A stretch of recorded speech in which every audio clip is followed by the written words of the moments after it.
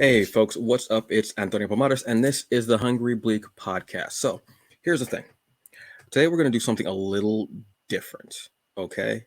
But first off, as always, I want to ask you, how you doing? You doing all right? How was your week? Was it good? Did you? Look, I know if you're here in East Coast, tri-state area, bad weather. Well, not even weather, but air quality. Hope you're feeling safe. Hope you're feeling okay. Hope your loved ones are okay. If you don't have to be outside, don't be outside right now. It's just kind of bad, but obviously we all got to be outside because we all got to make money, because we all have to pay for apartments and rent and land and all this stuff that the people who are charging us money don't even own the damn land. Anyway, I'm not going to get into that right now. So today we're going to do something a little different. Yes, we're still going to be comic book oriented. Obviously, this show is comic book based, but we're going to do a movie review. But it'd be kind of odd for me to just review the whole movie for like an hour, right? Like who wants to hear me talk for an hour about one particular movie? So I was trying to think if there was anybody that I could think of that could help me to initiate a conversation about this movie to all the people who are in the fandom of Spider-Man and the Spider-Verse. And I started thinking if there was anyone who could talk about cinema, someone who had a vision of a CEO, but had the power and the gravitas of a god. That seems kind of familiar, doesn't that? Seems a little familiar. Then I heard on your left, and I looked this way and it said no, you're left, and I said oh, and it dawned on me. Why wouldn't I get someone that is a cinema CEO? Why wouldn't I get someone that is a cinema god? Why wouldn't I get someone who's my partner in geek? Why wouldn't I get Michael Williams? On your left. What's going on, brother? What's going on? Brother, you bodied that introduction. I appreciate that. I appreciate that. Brother, I'm out of practice. Ooh, man, I think I pulled a hammy on that one, brother. I should have stretched. It took my Glycerna or something before that. That's right. Brother. That's right, brother. You'll get treatment after this. Yeah, man. I'm gonna need some of that stem cells, brother. I'm gonna need some of that.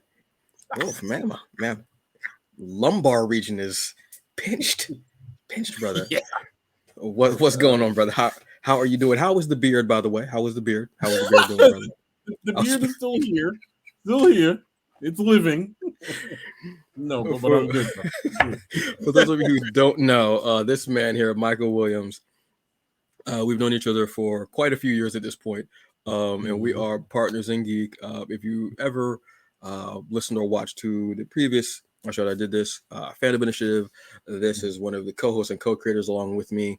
And we would go through everything, movies, comics, TV series, anything like that we found really interesting and that was hitting this spot. So I was like, I want to talk about this movie.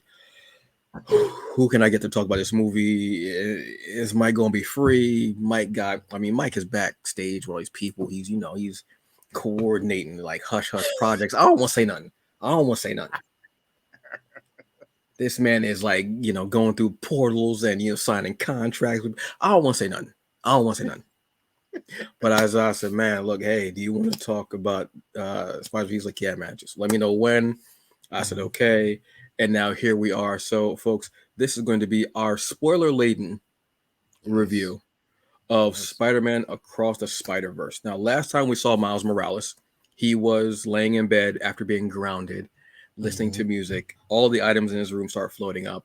Portal opens up over his bed, and it's Gwen Stacy, and she says, hey, do you want to get out of here? And the movie ends, and then we come to this one. Your quick thoughts on the movie in general. Oh, that pretty much says all. Yeah, thank you. Okay, and you and I have had lengthy discussions about the first one because, as some of our viewers may know or may not know, I saw the first half of it at Comic-Con like 5 years ago. Yeah, that was damn. And I was excited about it then, Like I came back and we did a show on a previous show that we were a part of, and I basically said to everybody on the panel that day that we did the show, I'm like, I'm excited for you guys to see this. I'm like, this thing is amazing. You know what I mean? And that was only the first half, an unfinished first half of that. So, I love that first movie. I feel like this movie is better than that first movie for me in some ways. And that's not a tall order. Yeah, that's not to slight that first movie, because that first movie is arguably the best Spider-Man story ever told. And I'm not slighting Tobey, I'm not slighting Andrew, and I'm not slighting Tom Holland either, because I like all of those iterations. But as far as just like plot and heart and feeling and storytelling, that first movie is amazing. This sequel might be even better than that first movie. Excuse me. I absolutely love the first movie. I've watched it numerous times. The only streaming service it's ever been on has been Netflix. It hasn't been on any other streaming service. I bought the DVD. Well, Blu-ray, Blu-ray. That's like saying I bought the VHS. But I mean, at this point, it really is like, hey man, I got the DVD. Yeah, pretty much. Yeah, pretty much. Like, why don't you just get it on Laserdisc, old man? Same thing. I sat in the theater again. I only watched one trailer for something. Then after that, I don't watch anymore. So I went into the theater, and everybody on social media, oh, the movie's great. So obviously I have to leave social media. Not that I'm on there a great deal a lot, because I don't want spoilers. And there was one spoiler that upset me. It wasn't a major spoiler, but it was a spoiler that was very important to the movie. Yeah. That had to do with bagels. And I was like, why would you put that in there? And then when I saw the movie, I was like, yo, that's a huge plot point in the whole movie. You're an ass. But this movie was incredible. The cast was amazing. Absolutely. And the like I said, the murderer's row that they have for this cast is no joke. I know these people wanted to be a part of it too. And they picked out great people. The animation was, and as I've said, over the last 3 years or so, 4 years maybe even, I've been just a huge animation fan, studying different studios and this and that and what have you, and just looking at different types of animation, Western, Eastern, what have you. And this was just peak, because you'll have, the story was incredible. Then the animation actually told its own story as well. And they merged so wonderfully. And to have different types of animation on there at one time, incredible. Absolutely loved it. I loved the roster of spider characters that they had. Incredible. What I thought they were going to, which I thought they may have just been playing with. But I had asked this question years ago. I said, so if they're going to have multiverses, will the animated characters show up as being animated in those other universes? My questions were answered. My questions were definitely answered. And they went there. They did what I didn't think they were going to do. But then at a certain point, I said, is that just an Easter egg? They full on went with it. So this was incredible. I'm going to hold this. This is Black Panther, Shang-Chi, Spider-Verse movies. That's my top tier. As far as the MCU linked movies. And no, I said linked. MCU linked movies. Winter Soldier's still there. Blade is still on its own island. But yeah, this is just top tier. And to give me this trilogy, which, all right, so let's just jump into it, because I got it. All right, this is, so when they first started talking about this, they said that this was going to be more of Gwen's story too, and they were true to that. Haley, once again, killing it and doing so well. I mean, and I know that you're a huge fan of hers, and she's been a part of a lot of stuff that we've really enjoyed. Absolutely. And she just doesn't disappoint, and she gets it. Like, she completely gets what people love about Spider-Gwen. and it's just kind of, yeah. And honestly, like, I remember saying this when the lights came up after I saw it this past weekend. I was like, as much as Miles is an integral part of this story and it continues his journey, and that's important, I love the fact that it was kind of from Gwen's perspective, because it's Yes. just like a completely different take on everything that we've already seen, and in some ways it almost fills out what we've already seen with Miles from the first movie. Like, it kind of gives that alternate take on it, Mm-hmm. you know, the different take on it that isn't necessarily, I don't know if it's necessarily contradictory. I think it just adds to, it fills out what we already know from the first movie. Yeah. And It it's yeah. brilliantly done. It's just brilliantly done. Like, my God. Well, You that's so know? great when you have that, not necessarily filling in gaps, Mm-hmm. but giving you more context, Yes, context. Yes. which is what I love about that. And giving, I love a movie that will give you a story from different points of view, not over and over and over again, like Mm-hmm. Vantage Mm-hmm. Point or uh, Bishamon, Rashomon? Rashomon. Thank you. I got half of it right. So I, I got half of it right. I'm saying. So I love that fact, and I love that they said in the beginning, they said, okay, you know the story, but here it is Mm-hmm. from my perspective, and giving it. Mm-hmm. And the way color played such an important role, the background colors played such an important role when it was Gwen and Mm-hmm. Captain Stacy having conversations. I Mm-hmm. absolutely loved it. And she's such a huge and important character Mm-hmm. in the Spider Verse, Mm-hmm. in the other comics, because first off, Gwen Stacy is such a beloved character. There's a scene Yep. in the movie where there's that falling scene, Yeah. Yeah. and they don't make a big deal of it, but if you Mm-hmm. know, you know, Mm-hmm. and you have to have that scene in there. That scene was just as important there as it was actually, yeah, as it was in No Way Home. Yeah. No Way Home was a tearjerker of a scene Yep. because you felt every minute of that. Mm-hmm. Um, and yeah, Gwen just showing her side of it and showing everything that goes on with Gwen Stacy, because she has her own comic as well. Mm-hmm. And I think I've read the first trade of the original series that she had, I want to say, and it's Mm-hmm. really good. Her universe is totally different, obviously, Yeah. um, and showing her loss, which was Peter in her universe is the lizard, Yes. Yes. and that actually whole scene gives you context of what needs to happen Mm-hmm. to every Spider character, because Mm-hmm. it is that with great power comes great responsibility, and they each need to have that. And I again, I love the wording as well. Canon. Yep. Yep. The words they use are so canon, variants. I love when they use those words, and they have this meaning, but yeah, Yeah. it has to be that. Um, yeah, so we're getting her side, and her story is very integral, and Mm-hmm. you need it. Mm-hmm. Like I said, it's the context. It fills up spaces that you may have not known about her, because we just see her come in. Yeah. Yeah.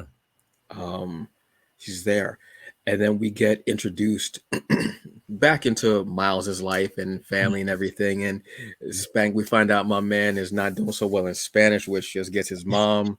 His mom was mad. It's like, what? I love the little fact of when she started speaking, there was a Puerto Rican flag that came out of her mouth, and I love those little Mm-hmm. touches, little nuances, Mm-hmm. little nuances. And that was Lauren Velez.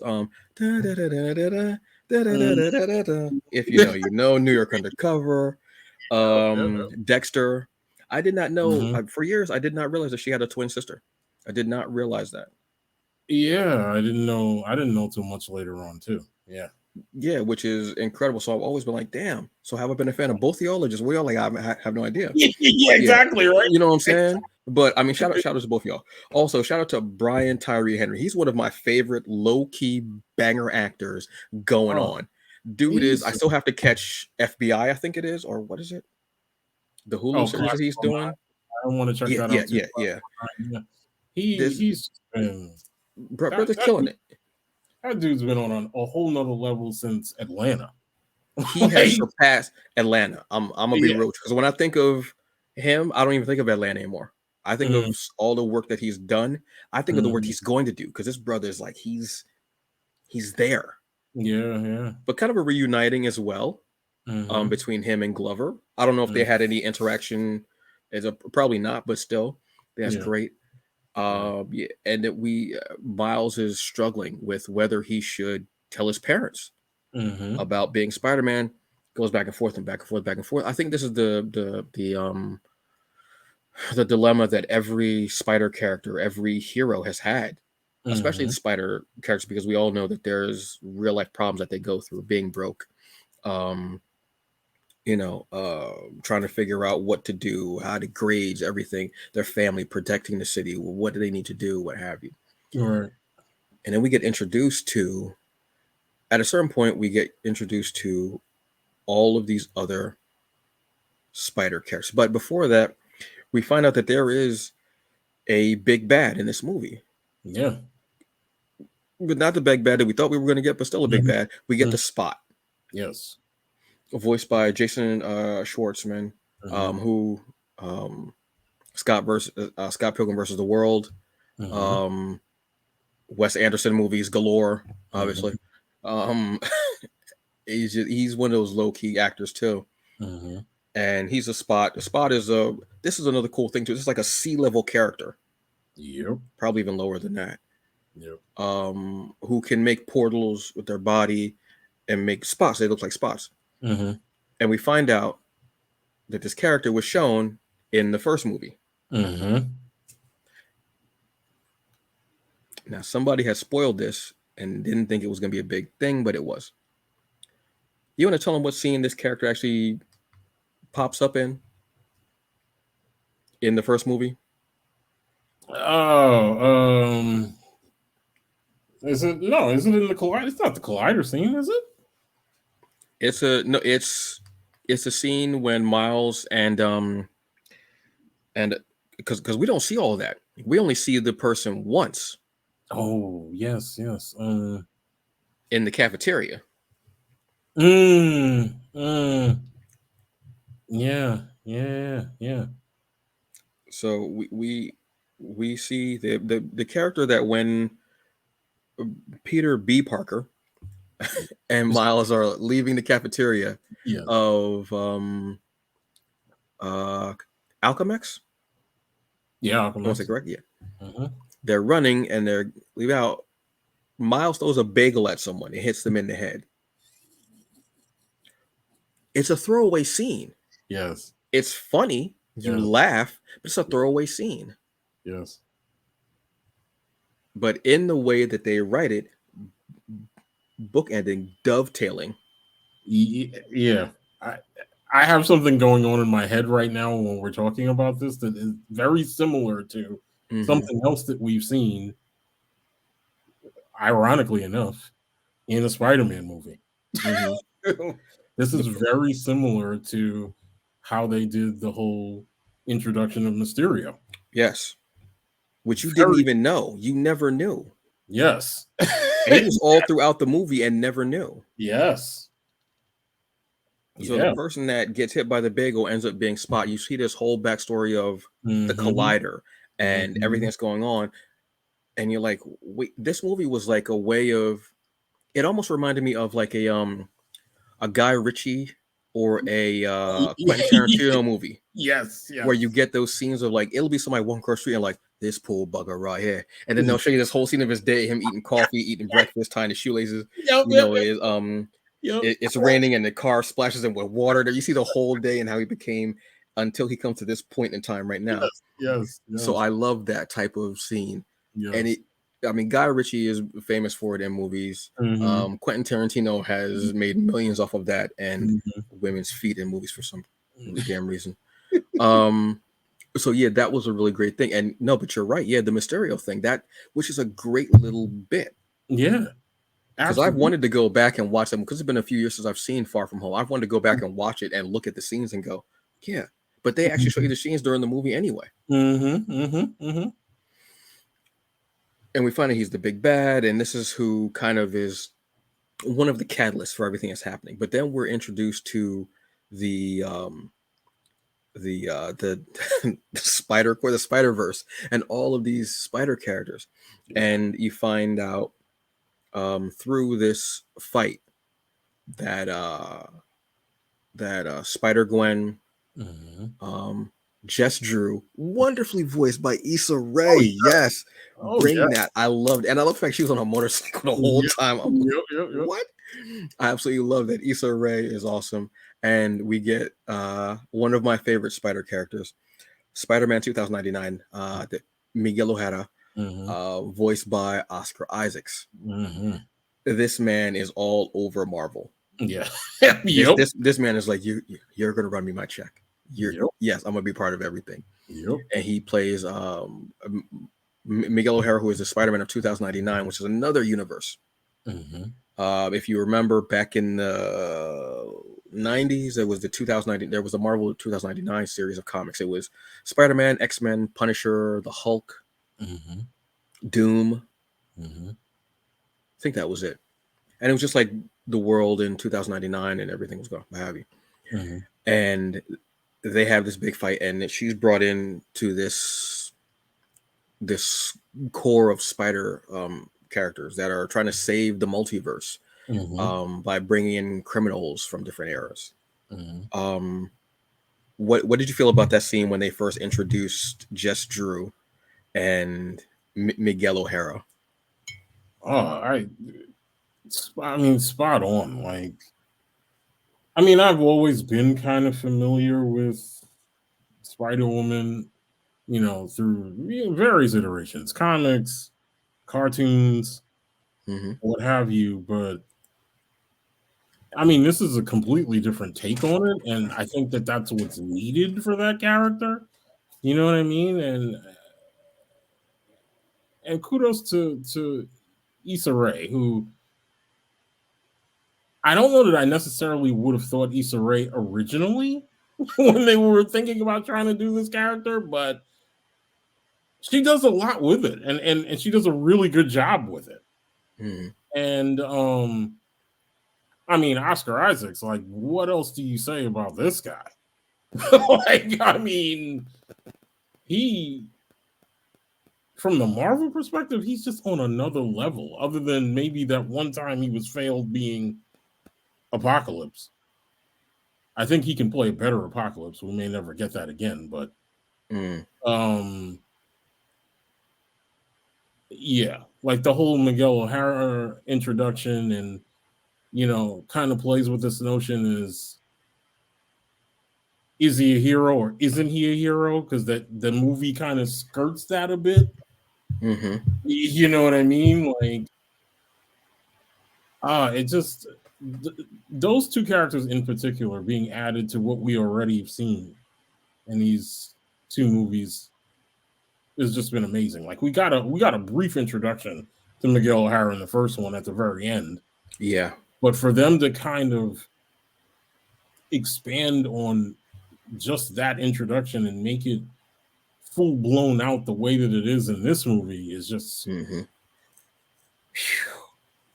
the writing in this series is like the writing in this series is like literally big budget writing. I don't care what anybody says. And it's just kind of like you wonder what these guys would be able to do with. I mean, I know you and I talk about this all the time, that animation sometimes allows you to get away with a lot more than you can in live action. But I'd be really interested in seeing what they could do in a live action setting with just the writing itself. I think the writing itself would be top notch. Now, whether everything else would kind of work, I don't know. But I'll be honest with you, I would like to see them do another animated movie, but something completely original. Get these writers together and just do their own original thing. Yeah, I would be.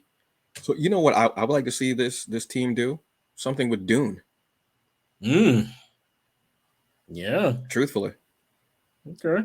I would like to see like a more anime, because I feel like, again, I mean, the Dune movie that we got was Visually, it was beautiful, but we needed something there.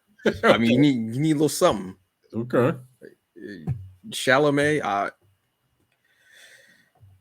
yeah, yeah. All right, that's a whole other day. But yeah, I love them introducing Miguel O'Hara, and just because a lot of people didn't even realize, I didn't know this either, that there was a Black Spider-Woman. Yes. Before Jess Drew, yeah. Yes, that's right. That's and right. then making her pregnant as well, because Jessica Drew in the comics is white, and she was pregnant for a while. So I think that was just a great thing to have, and I love the fact that she had her the fro was out, pregnant, just beautiful Black Spider character, just hair out, what have you. So we're introduced to the Spider-Verse, and every Spider-Man that you've ever seen, that you've ever loved, is there. And we get one of the most seminal characters in Spider history. I don't care what you want to say. We get a sighting of Scarlet Spider. We all know the Clone Saga. Yeah, I'm not going to go into the Clone Saga, because the show wouldn't be long enough to talk about the Clone Saga, which lasted like 9 years. Exactly. We get Ben Reilly, voiced by Andy Samberg, who, I don't know if Andy is a comic book hero, a comic book fan, or if he read up some books before the movie to get ready, but he is peak 90s exposition. Like, give me some Rob Liefeld, many pockets. The way he talks about the definition of my bicep, as I choke you, look at the vein. The way he's talking about it, I'm like, yes, yeah, if that's not what you heard in your head when you were reading 90s comics, you weren't doing it right. Yes. Yeah. And I'm a fan of Ben Reilly, and I always loved his costume, the hoodie, everything. I always loved at him changing his name, and that whole saga was great. We also get introduced to the Spider-Man of Mubai Hatton. Yes. Am I remembering the name properly? Oh my God. So we have to give it up to I hope I'm pronouncing your name properly. Karan Sani. He played Pivitar. Let me again make sure I'm Prabhakar. I hope I'm pronouncing the name properly. Beautiful. The animation, the move. I think the movement was actually based on a martial art. Yeah. It's stunning. That may have been one of my favorite characters because of the movement. The hair, as he would talk about, no, just oils and just juices and Betty. It was a straight Coming to America line. So we use the hair, nothing but juices and Betty's. Man, ain't nothing but S curl. I loved it. Yeah, it's amazing. Just the way that animation for that part of the movie is rendered is just beautiful. It's just stunning, like stunning. Bollywood-esque. Yeah, Bollywood-esque. Whew. Dude, it was so, and just incredible. I love the different animation styles for the different characters and putting them all on the screen at one time. So we get introduced to all these spider characters. I'm going to give you the rundown real quick, because then we're going to go into stuff, because we got stuff to deal with in the movie. Yes. We go into it, and turns out, Miles follows Gwen into the portal. He's there. Miguel is not happy. I love the fact that Miguel mumbles in Spanish under his breath. He's like I love that brooding vampire. Latinx mumbling, and Miles like, you see Spanish? So do I. And it's like the two opposite ends of the spectrum. Like, I want to talk, and he's like the usual Spider-Man. Yeah. Or any of the Spider characters, witty repartee. And Miguel is like, I don't have time for this. I really don't have time for this. But Oscar Isaac does that so well. Yeah. And then Peter B. Parker comes back, and we find out he has a child, May, who also has the powers, and he made her a little web shooter. Why you would make a baby a web shooter is, again, peak Parker. Yes. There's no reason why you would make a baby a web shooter. Yes. But that's peak Parker. One of those beautiful things I saw in there was the scene between Peter and Mary Jane and MJ, where they're having that conversation. In the middle of everything, and they're having this conversation, and I think that was really to make you see, look how his life turned out from where he was. He was so miserable and so unhappy. And now look at where he's at. They have a big, like, there was something really beautiful about that. Yeah. I love that scene. And then Miles isn't supposed to be there. He wasn't supposed to be a Spider-Man, we find out. He wasn't supposed to be bitten by that spider because it was brought from a different universe. A huge chase ensues with incredible jokes. We get the original Spider-Man cartoon. With that slow animation, which he was like, I'll get him. Oh, I think I pulled something. I started crying in the theater. I was like, wait, what? Because I'm like, because back then that was the most you would like, that was that fast, but everybody's flying through, and it's one of the funniest things I've ever seen in a movie. We also get Lego Spider-Man. We get Spider-Man 2000, Spider-Man Unlimited is there. We also get we get all of them. We get Spider-Man from the original Spider-Man game. The video game. We get all of them because they're crowding around Peter and they tell him he was never supposed to be there. He's not supposed to be there. And he also ruined something called the canon event. A canon event is when that character is supposed to lose that person. They're supposed to lose their quote unquote Uncle Ben, their quote unquote Captain Stacy. And it was any of the captains. So we have this huge chase ensues. Miles realizes he has to save his father because his father's about to become a captain. Miguel says, no, you can't do it. You can only have one or the other. He goes, I can do both. No. And then we get this whole thing, chase scene. Miles ends up in the universe, but it's not his own. And we're introduced again back to making a reintroduction, his Uncle Aaron, voiced by Future Blade. Crossing my fingers. Mahershala Ali. But then we find out something else. Uncle Aaron isn't the Prowler there. We also find out that Jefferson died. And they keep saying, why'd you change your hair? Your hair is different. We find out that there is a Miles there. This Miles is the Prowler. And he was voiced by Gerald Jerome. Which I think is an interesting casting choice because people, this production team is paying attention to this fandom because Gerald Jerome has been linked to be Miles Morales in live action very long time. So they know they're not stupid. Like, they're paying attention to what people are saying. Yes, which we'll talk about a couple of things that you can see that they paid attention to, that they paid homage to. And they certainly are giving credence to everything. They are, like I said, and I said this when I saw the first one, I'm like, this is a love letter to Spider-Man and a love letter to Spider-Man fans. Yeah. And this movie continues to be that. It is. And Miles is captured.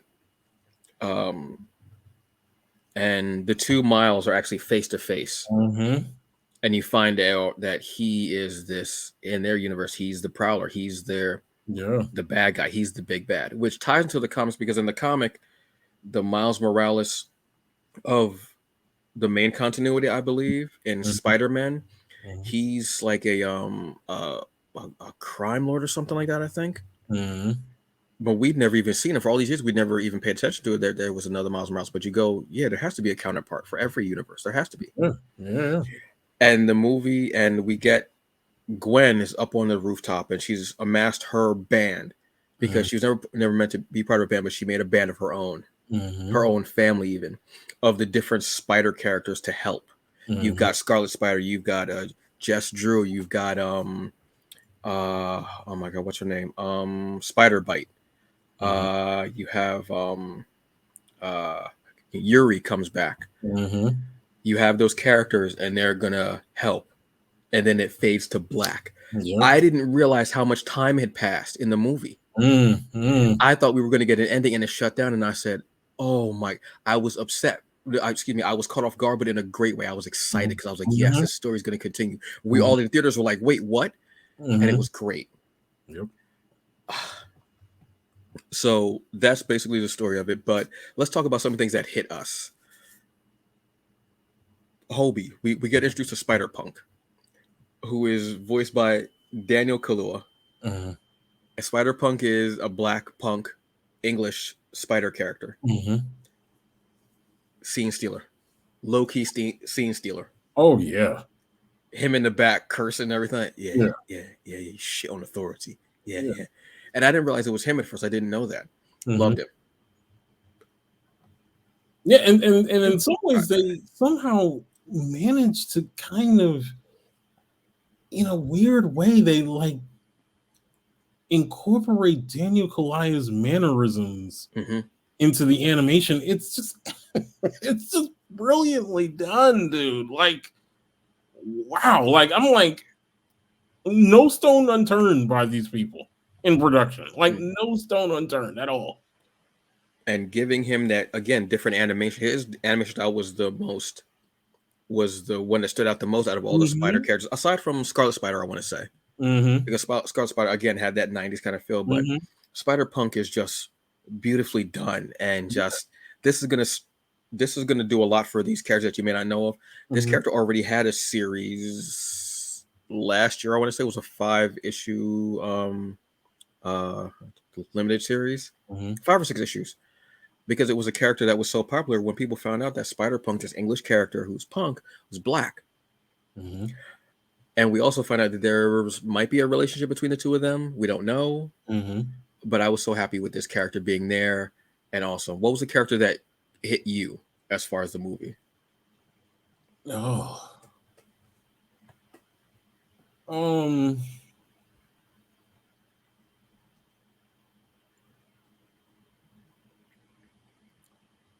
going to be honest with you. I did not see the Prowler Miles Morales coming at all.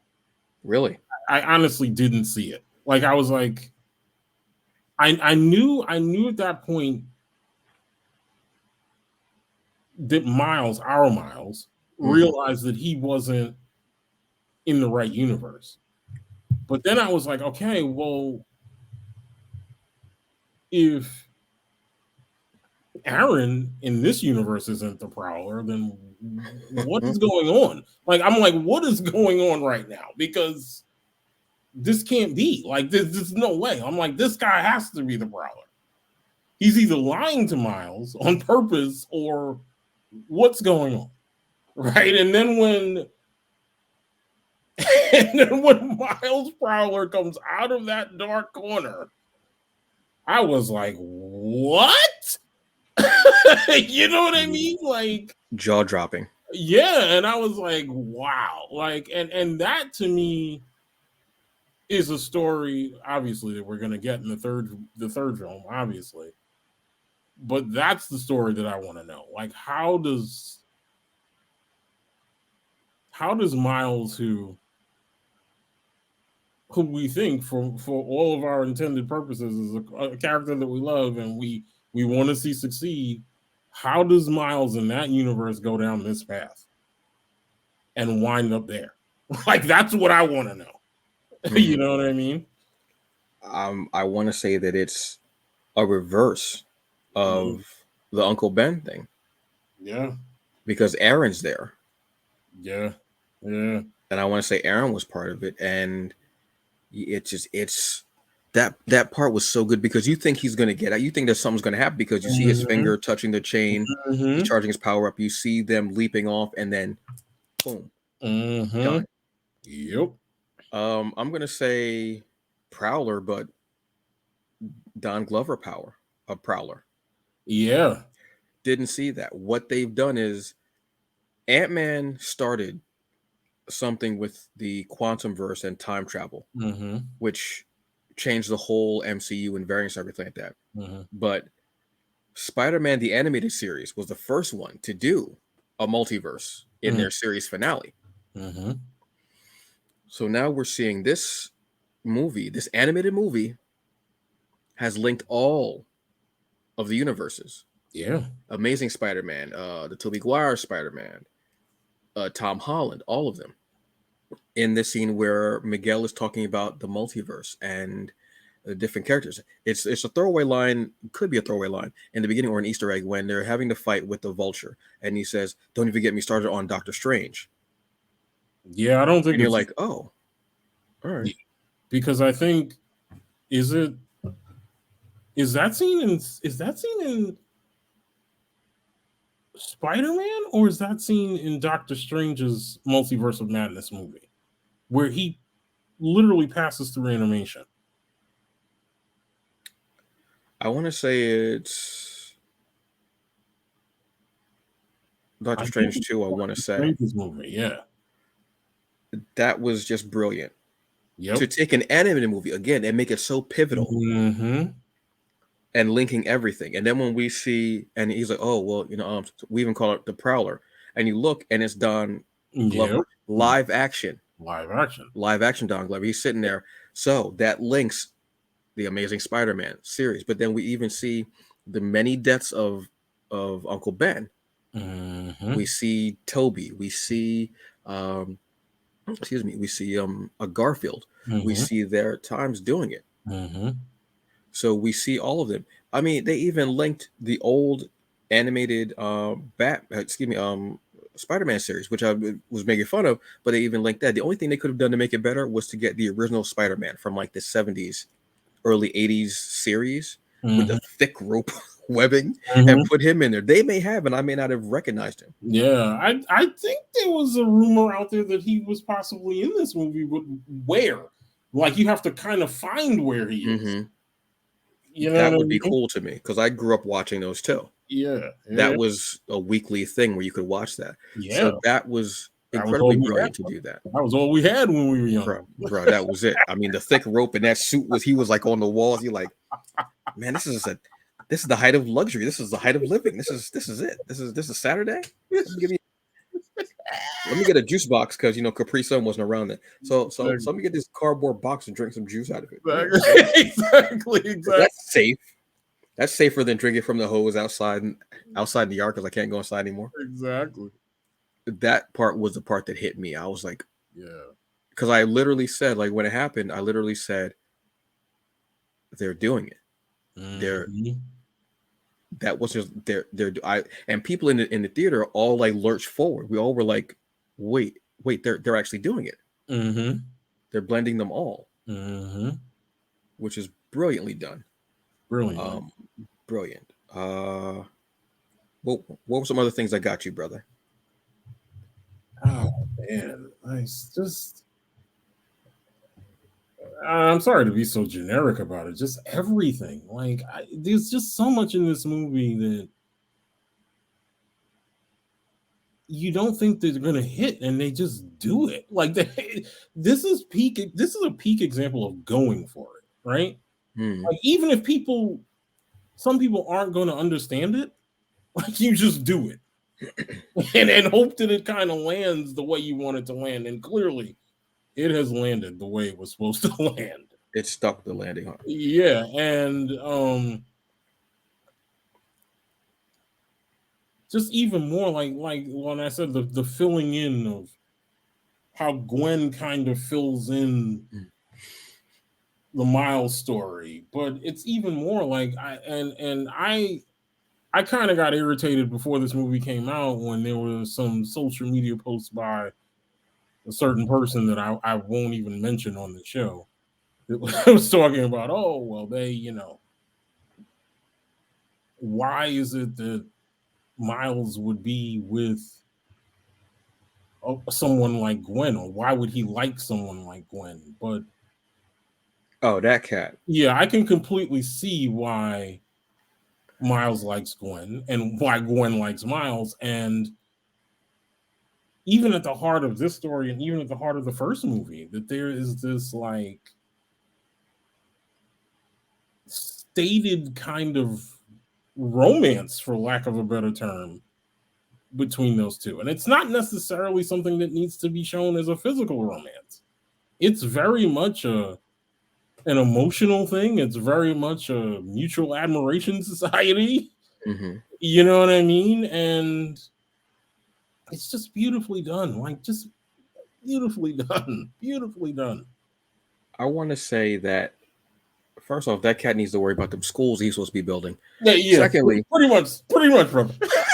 secondly, because school's out right now, so I mean, you got time to get them schools together by September, brother. It's like I want to say that I think that it's a platonic romance, if that makes any sense. Where it's Miles finding someone who he really links with because they're both in the same boat. And I think that's what it is. I think at a point, I think he's kind of confusing that because look at the way he is when he goes into the whole Spider-Verse thing and sees all the Spider-Man. Look at the way that he looks at Spider-Bite. His head turned. So I think it's just him. He was just so enamored when he was thinking like, it's only me, it's only. And you seeing that there's like a plethora universes. So I think that kind of shocked his mind because the way he was looking at Spider-Bite was like, he was like his head literally turned, seeing her. And I think it wasn't just a tech because I know that he's in a tech as well, but I think it was just a fact of seeing her there. I think that was something for him. But I think it's just this huge. I think they're going to be bonded with this and just being incredible friends. I don't think they may go and have it be a relationship just like they had in the comics that was short-lived. They may do that, but I think it was just about him finding someone who was like him and going through what he was going through, and the fact that it was a younger person, definitely. like the same age group, going through. Because his head turned, but then he was asking a lot of questions about her and Hobie. Yeah. So I want to know how old, because Miles in the movie is 15, correct? Yeah, supposed to be 15. Yeah. Isn't Gwen supposed to be around the same age because they were going to the same school? Yeah. How the hell old is Hobie? I don't know. I honestly don't know. I'm asking the real questions. How old is this cat? Because if he's 15, I'm 97. That reminds me of that scene from Bad Boys 2. He was like, how old is he? Yeah. And he's like 15. He looked 35. Like, you know what I'm saying? Like that. Like I was sitting there and I was like, nobody wants to call the cops. Like, how can we get how old he is? But I let that go. Yeah, and another thing that kind of stood out to me too is just like this notion that these movies deal with family so well. Like I love, the way that they portray Miles' parents. I love the way that they portray Captain Stacy's relationship with Gwen. Like it's just and it's hard for me, right? Because when I try and tell people, like, I tell people that this is an animated movie, and most people who aren't necessarily initiated like us, brother. Well, because we're not a part of the fandom, really. Part of the fandom, really, yes. Like, brother, that's 2 per show. Yeah, 2 per show. Yes, and they kind of cringe and they kind of balk at it because they're like, oh, well, it's animated and it can't be so good. But when I try and explain it to them, it's like, yes, it happens to be animated. I said, but the story is so solid. It's like even if you're not a fan of animation, you will forgive it because the story is so good. The animation will win you over. Like it literally will win you over. You know what I mean? And animation is not just Saturday morning cartoons or it's not something frivolous to be just like, oh, whatever. It's not. It's an art form. It's become so incredibly detailed and brilliant and poignant. Yeah. I mean, the animated movies have won Oscars. I mean, look at what was the movie that everybody lost their mind over? The Triplets of Belleville. Yeah. Or was it Belleville? The Triplets of Belleville. You're right. Belleville, yeah. Huge movie. This movie has that. It just so happens to be that it's animated and it's about a comic book, and it's about comic book characters. Yeah. Which I think is. So I want to ask you a question before we go with this, brother. Yeah. Does this count as variance? Wow. This is a loaded question, brother. You see how both of us had to go back and be like, well, The only way that could have gotten better is if I pulled out a Newport, or if Mike pulled out a Newport and I pulled out a Virginia Slim. Yeah, exactly. Because I'm dainty. I pulled out that Virginia Slim. I was like, variant. I ain't heard nobody say that in about 10, 7 years. I had to go take a long drag over that. Exactly. Does this count? See, that's the thing, because I think this is where kind of things cross. Mm-hmm. A variant is basically you in every other universe, in the entire multiverse, omniverse, what have you. But these are all spider characters. So there has to be a Peter, or was he the Peter of Mumbai, Manhattan? Because his name even sounds like Peter. But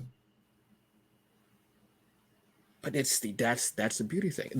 That's something that I wish they had showed Silk, but that might be the next movie. But that's a question. Yeah. Does this count as variants? Another question. Because I know that that variant thing is rolling around in your head now. This is what I do, folks. I ask the hard-hitting questions. This is another one, brother. So because of what we've seen now, could this be the setup for Madam Web and the multiverse? Yeah, it makes complete sense, doesn't it? That's why I said in the beginning, again, folks, I not only detail dovetailing stories, I make dovetailing storytelling. That's why I said this makes sense for future project. Yeah. Because Madam Web made her appearance in the animated series Spider-Man, and also was a huge part of getting all those spider characters together for the series finale of Spider-Man. Yes, which we already know a Madam Web movie is happening. We already know this. And I think initially we all kind of sat back and we were like, do you really want to make a Madam Web movie that almost has no context? Because a lot of what Sony does most of the time is that they make these movies that don't really have any context to their mainline property, which is Spider-Man, right?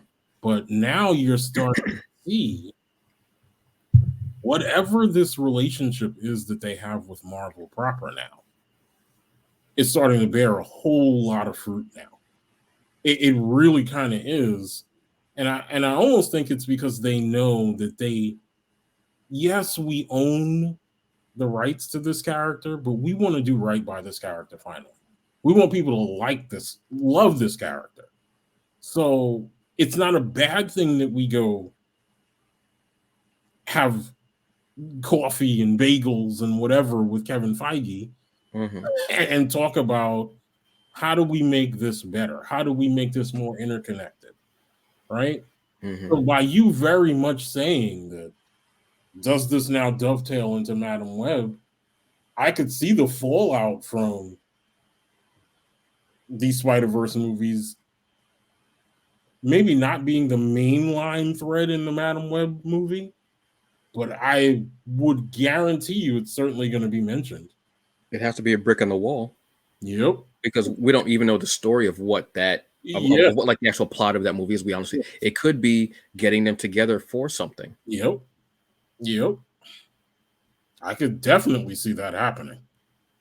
Because we've seen, I mean, they were poking their heads in all the universes, like Spot was.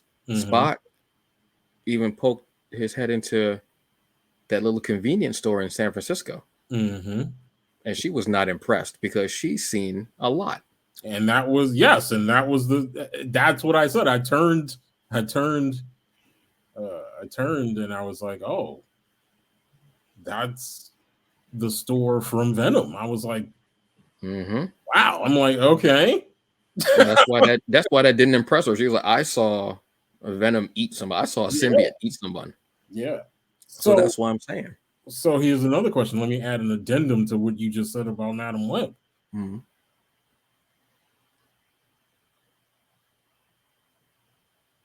And this is us giving a lot more credit to Madam Web than we know, right? Because we don't really know what's going to happen with that movie. Right. But what if Madam Web becomes the conduit to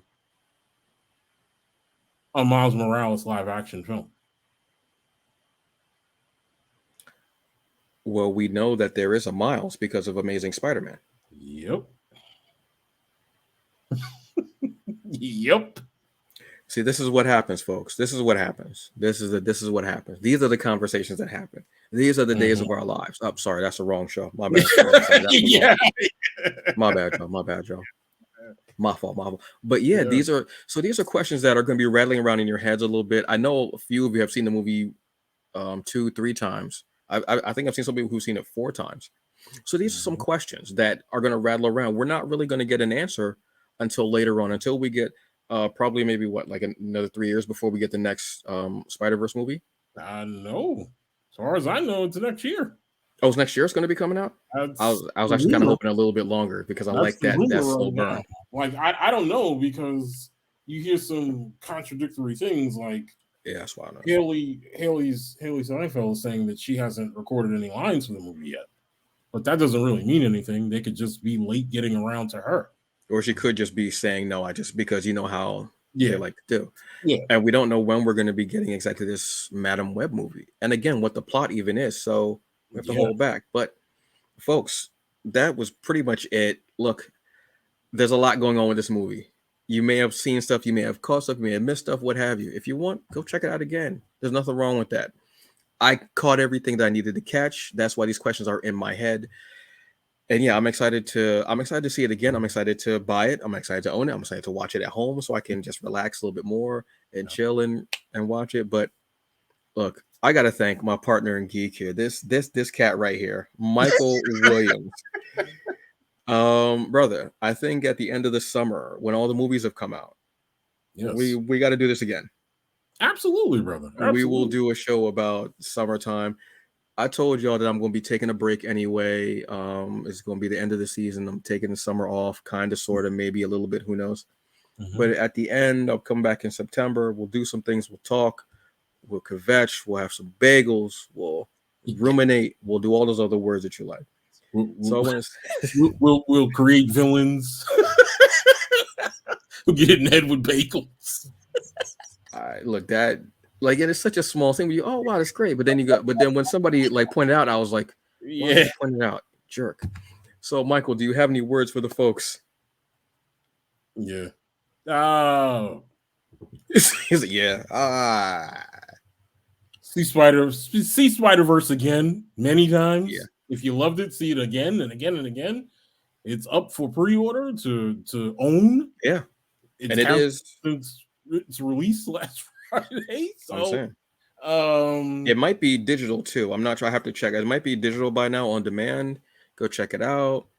I'm also hoping that at some point Into the Spider-Verse will be on Disney Plus, because they've got Spider-Man movies now. They've got just about all of them now. So hopefully, yes. But like Michael said, go and see it, what have you. Yeah. Just take care of yourselves out there. I mean, the summer's beginning in a few weeks, so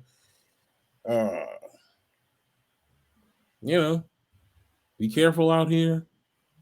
Have fun, eat good food, have good times. That's it. All I can say. Y'all know what I got to say. Do the best you can with what you got, because in the end, that is all that you get. Yeah, so go enjoy yourself, drink water, take your medicine, whether it's for a physical or mental ailment. You know how I feel. Take care of yourselves. It's the best you can do. Put lotion on. Lotion, them ankles, brother. I got out the shower. I lotioned up my ankles like nobody's business. Got that lotion. It's in the bone, brother. It's in the bone. Get that Body Shop membership. That's it, bro. Of course, I've been a loyal member for over 10 years. Wow, I'm like a Wakandan member at this point, man.